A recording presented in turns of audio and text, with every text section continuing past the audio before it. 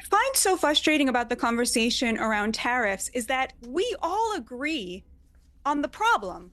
We all agree that the deindustrialization of America led to the downward mobility of the American working class, deaths of despair, people working multiple jobs and not being able to afford the American dream. We all agree that it is deeply unfair for the American middle class to be bearing the burden of unfair tariffs from other countries. Yes, former Democrat calls out Wall Street and perfectly explain President Trump tariff policies, leave the entire panel speechless. I don't know if you've seen this, extremely concerning. The rich are punishing Trump for siding with the neglected American working class. When I watch this whole video, there is another video, so I'm going to show you. Jon Stewart was left speechless also. At a certain point, a lot of liberals are melting down about this issue of tariffs. The data is on Trump's side. We have been getting hosed since World War II by the trade imbalance. And the reason that's been overlooked by most presidents, two reasons. Number one, way too complicated, way too risky to get involved with it. So you can do what Biden and Obama did, was just ignore it completely. In the first term, Trump tried a little, but the numbers are staggering. And the best part of Trump's speech today was that he said, if you go to Japan or South Korea or China or Germany, you're not going to see any American cars because they won't let them in.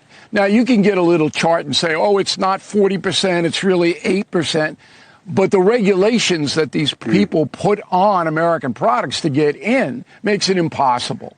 And then some European nations slap a VAT tax on there. That doesn't come under the tariff umbrella. So Trump is right. We're getting hosed. Mm-hmm. If we think this sort of liberal world order system, first of all, even if it was serving the U.S. well at one point, is not serving it as well anymore. Second of all, to some extent, may just be going away anyway. China is now rising as a peer competitor. The U.S. cannot be a unipolar hegemon like it was when the Cold War ended. So if we accept that things are going to change, we should have a perspective on what we want to follow. Mm-hmm. And something that I've been writing about a lot is trying to interpret and decipher what that might look like. Because again, it's a very fair critique. They have not been as clear about it as we should want them to be. What I think we should want, and what, like I said, folks in the administration like a Marco Rubio or a Scott Bessent, who I think do write and speak thoughtfully about it, have pointed toward, is the idea that we absolutely want a strong economic and security alliance. It's not going to be the whole world because China is going to have its own sphere as well. Mm-hmm. But what we want to have within our sphere is a few things that in the past the U.S. didn't necessarily ask for. We're going to want balanced trade, where in the past we were happy to let the manufacturing go elsewhere. We're going to want others to essentially own their own defense burdens. That doesn't mean we're not partnering and working together, but that everybody takes primary responsibility for their own defense. Yes, someone wrote, tariffs are a strategic tool to counter China's predatory trade practices and protect American workers. Exactly why the United States Reciprocal Trade Act empowers the president to level the playing field. The previous administration's weak trade deal led to Beijing flood our market with cheap goods while stealing jobs and tech. Now reciprocal tariffs ensures foreign competitors can undercut U.S. industry or exploit our open market without consequences. Wall Street elites hate this because it disrupts their globalist profiteering, but real Americans win when trade policies prioritize our workers over foreign subsidies. The number does lie. Targeted tariffs shrink trade deficit and force adversaries to negotiate fairly. That is Dodge putting out this. At a certain point, I really don't get it why a lot of people are freaking out. Some understand exactly what is happening, and for a long time ago, this has been going on. We saw what happened during the Biden administration. What I find so frustrating about the conversation around tariffs is that we all agree on the problem. We all agree that the deindustrialization of America led to the downward mobility of the American working class, deaths of despair, people working multiple jobs and not being able to afford the American dream. We all agree that it is deeply unfair for the American middle class to be bearing the burden of unfair tariffs from other countries.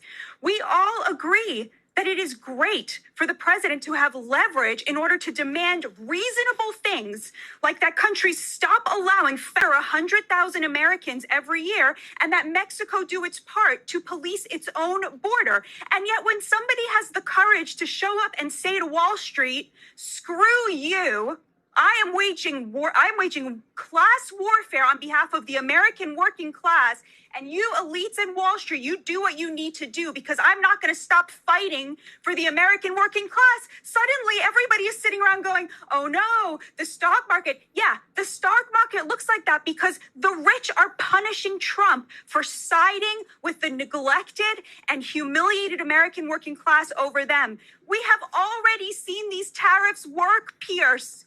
The number of people crossing the southern border is at 0 for the last 10 years. We have already seen $1.2 trillion in manufacturing invested in this country since January 21st. So they have already worked. Now, how long is Wall Street going to keep trying to punish this president for standing the American working class? I don't know, but I can tell you that the view from the street is people cannot believe that there is a president who is working for them, who is putting them first and telling Wall Street to go screw itself. Wall Street, which picked the Democrats for the last 3 election cycles in a row.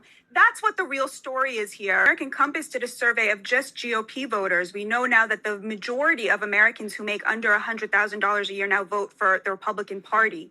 So that was almost a means-tested poll, and they found that 77% of GOP voters, the working class, not the elites, said that when they were asked, they said they would be willing to pay higher prices if it meant bringing back manufacturing, because of course in their mind they are going to be the beneficiaries of those manufacturing jobs. About Canada, a lot of people are asking, why Canada? We love Canada. Canada are our friends. Why wage this, tariff war on Canada? And of course the answer is simple. Canada and Mexico are the back door to the American economy because we have this trade deal with them, the USMCA.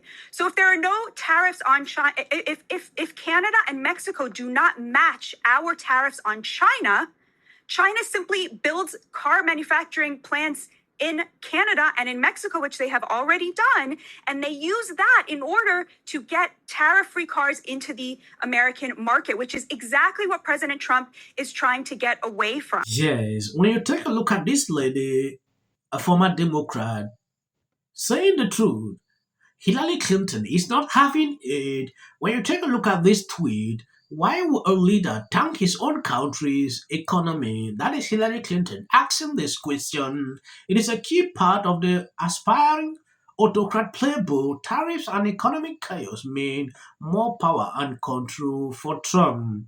But America has no king. The Republican-led Congress can stop this at any time. Let your representative hear from you. That is what she posted on Facebook.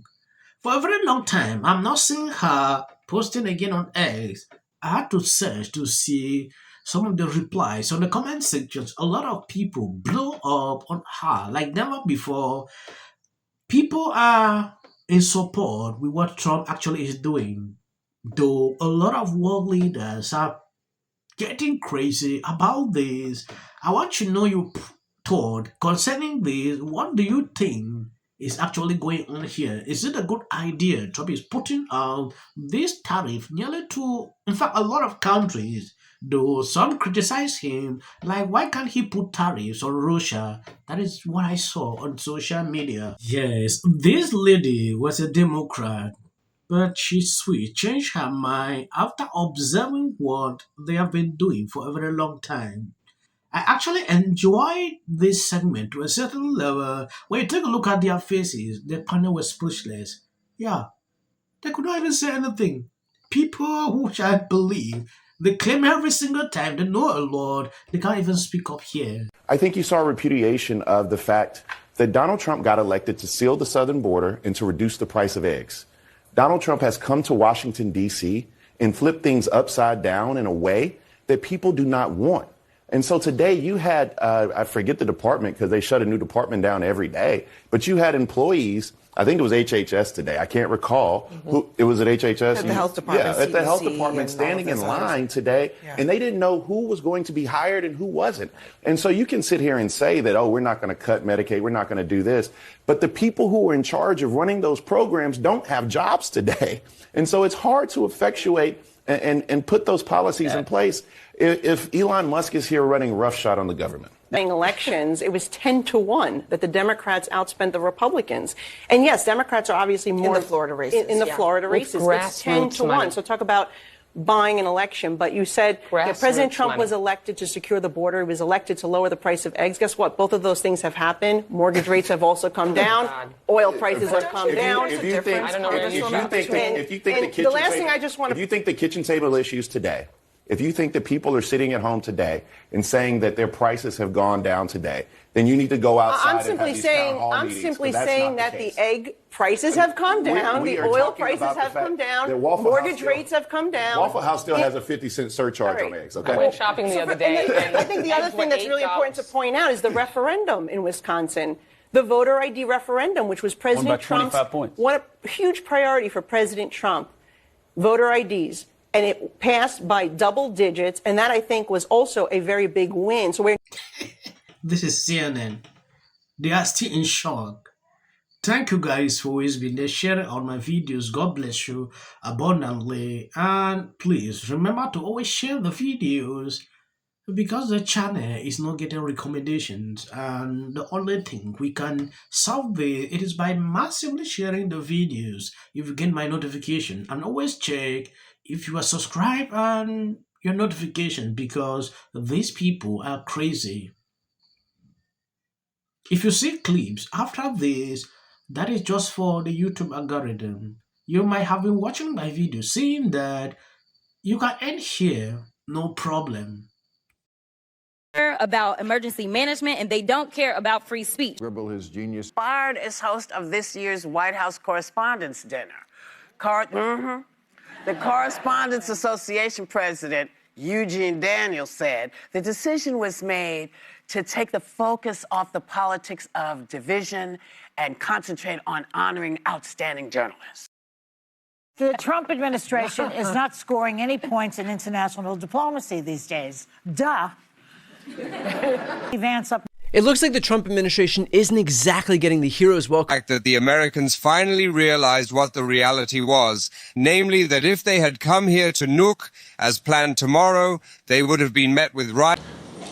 This is a Fox News alert, a crushing blow for Democrats who had hoped against hope. Brad Schimmel, that has included Elon Musk pouring tens of millions of dollars. I think you saw a repudiation of the fact that... Do you think the Republican takeaways tonight are going to... The margin right now, Randy Fine in the lead with 53.7% of the vote against. My problem is more with these Democrats. Said about him. And talks a lot about that. Although some people have. Dinner. The whole dinner, the tour around the White House, it was... Barr's a big, supporter of Trump's stance on the border. Just a little bit on the five. That's kind of how politics should be. We came to dinner, me, Bill, Dana White, and at the end of the month, taking